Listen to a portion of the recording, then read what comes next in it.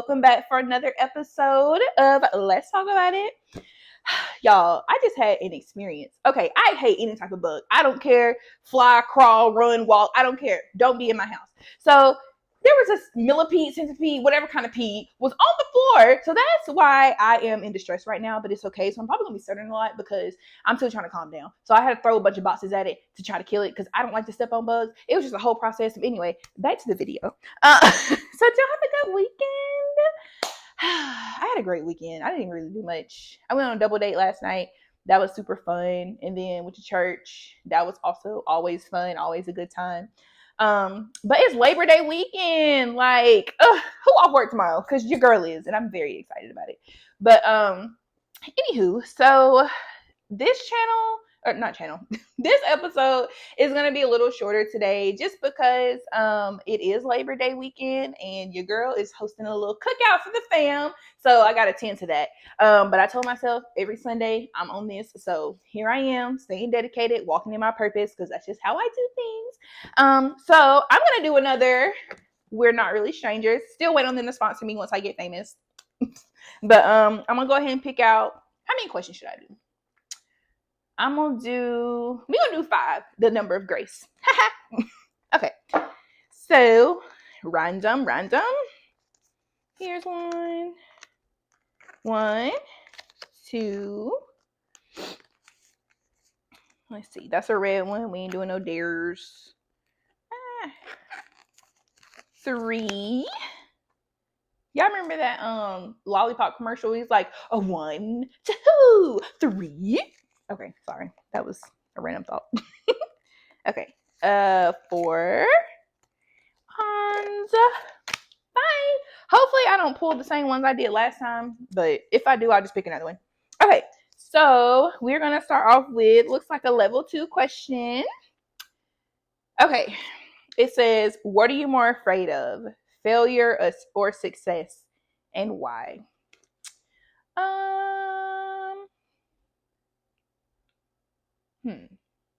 So I feel like this one is difficult because success is good, but I'm the type of person where it's like, yes, I got it, but then what? But like I'm trying to get out of that mind state of then what. It's just like, because I'm learning how to live in the moment and just be grateful for what I have accomplished in that moment. And so it's just like, I'm happy with success. Like, it's like, okay, I succeeded in that. Whatever's in store next, it is what it is. But right now, I'm basking in this moment of success.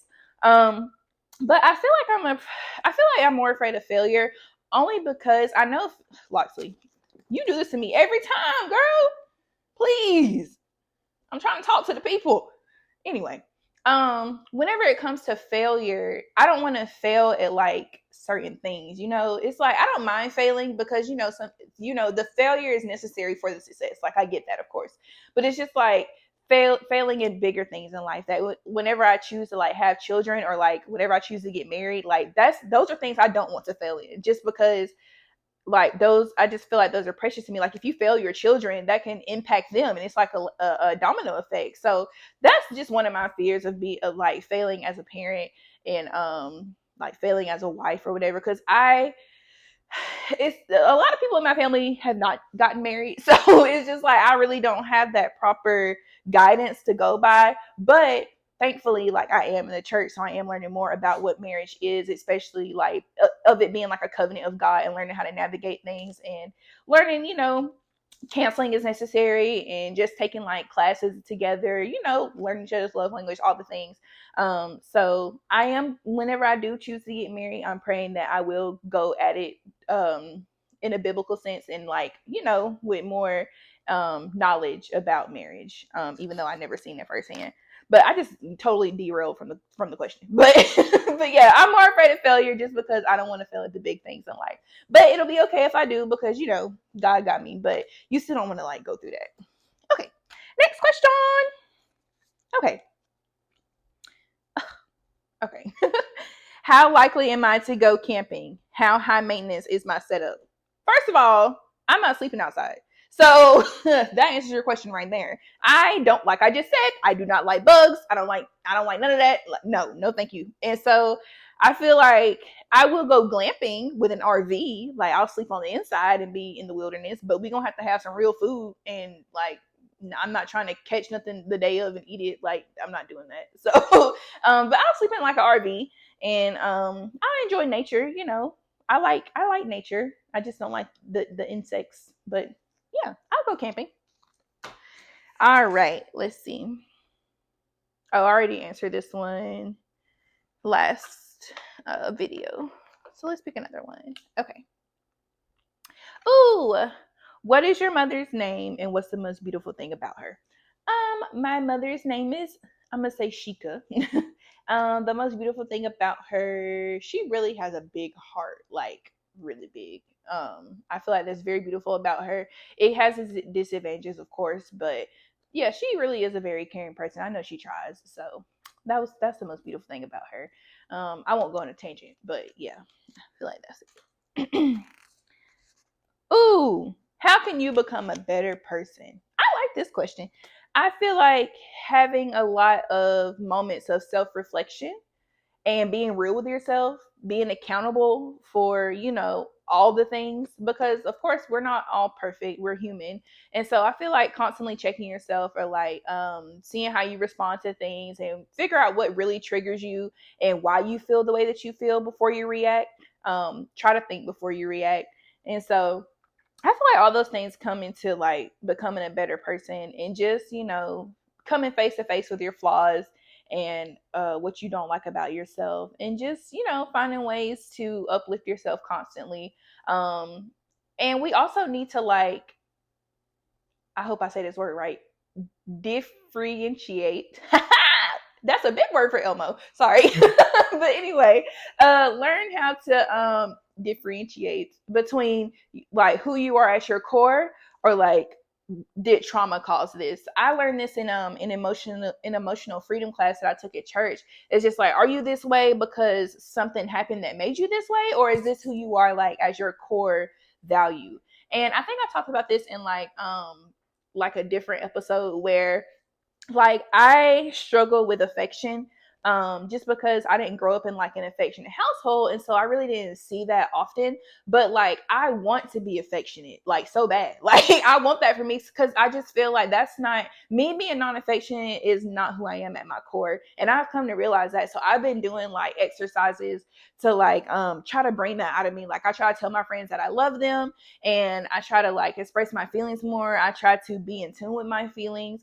And then like whenever I do like want to hold my boyfriend's hand, I'll hold it instead of like be like, do I want to do that? Like I'm gonna hold his hand. So it's a lot, or like just being like intimate and things like that. Not purely sexual, of course, but like intimacy in different levels. But yeah, it's just like I just know that's not who I am at my core, because I do feel I like I said, I do want to be affectionate. So figuring out who you are, figuring out your core values and your, I guess, your trauma, because also a lot of people are very guarded whenever it comes to like letting someone in or like letting people love them, or just guarded with friendships. They always think either someone's always out to get them or whatever the case may be, but that can come from just trauma of you just being like done wrong constantly. Like it makes me so sad whenever people like go through a heartbreak and it literally guards them from not being able to love again. And it's just like not everyone is like that. I am a type of person, I do like to give the benefit of the doubt, and I do still believe there is still like good people in the world. And so that's why I never give up on love. Like it's just like I know it's out there. Maybe I had to kiss a few frogs first, but like greater is coming, and you just have to like believe that. Because not everybody is bad, and like in according to your faith, if you truly believe that God is not gonna like put you anywhere where you don't need to be, and I really feel like he makes someone for everyone, or maybe not, but like even if he does or doesn't, it's just like I just feel like that there's peace in knowing that like I said before, like God has plans to prosper you. So just holding on to that. I got on my soapbox again, not lost track of what I was talking about. But yeah, so what was the question? Oh, becoming a better person. Yes. Just constantly checking yourself. Like I said, taking accountability. Because you're not always right. it's okay to be wrong sometimes. There are people smarter than you. Being able to continue to learn and be open minded and just knowing that you don't know everything and being able to accept correction is also very big. Pastor talks about that again today, where it's just like God gets like God wants you to be able to be corrected. He has an issue when you are like not wanting to be corrected, because it's just like, okay, like you obviously think that you know yourself better than I know you when I'm the one that created you. Like I know every like hair on your head, but you think that you know better. So it's just like God don't like that. Like being able to accept correction and constructive criticism is also a big part of life, because like I said, we're always learning. Like you always have to be a student in this life, because you're always going to learn something new each and every day. So I can be a little pig-headed sometimes, a little stubborn. Like I don't like being proved wrong, but I'm getting around to that. So for some reason, it just sparked something in me. Like, dang, like I ain't stupid. I knew that, but like, no, like I just need to calm down. And realize, Zaria, you don't know everything, girl. Like it's okay. You don't have to get angry that somebody is trying to show you something. But yeah. Anyway, becoming a better person. Last question. This isn't. I can't answer this because I'm playing by myself. But just so y'all know what the question is, what answer of mine made you light up? I can't answer that because I didn't ask nobody. So let's pick another one. Let's pick another one. Oh, well, this is a heavy hitter. This is a level 2. Man, I don't want to talk about this again, but I guess I will. Okay. What's the most pain you've ever been in that wasn't physical?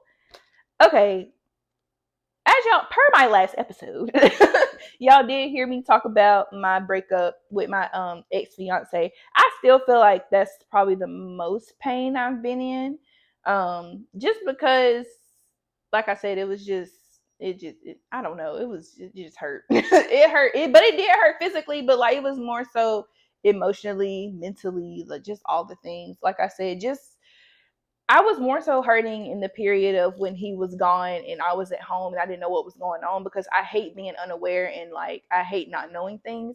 And so like I literally just drove myself crazy. Like, and so I feel like that was, yeah, probably the most pain. I just remember like whenever I did first like move out, just laying in my floor crying, staring at the wall, staring at the ceiling, in some dramatic, like I was in some dramatic music video, staring out the window, just crying my eyes out, playing soft music in the background. Yeah, I was being very dramatic, but it was called for. But but yeah, but like I said, I'm better now. I came up out of that.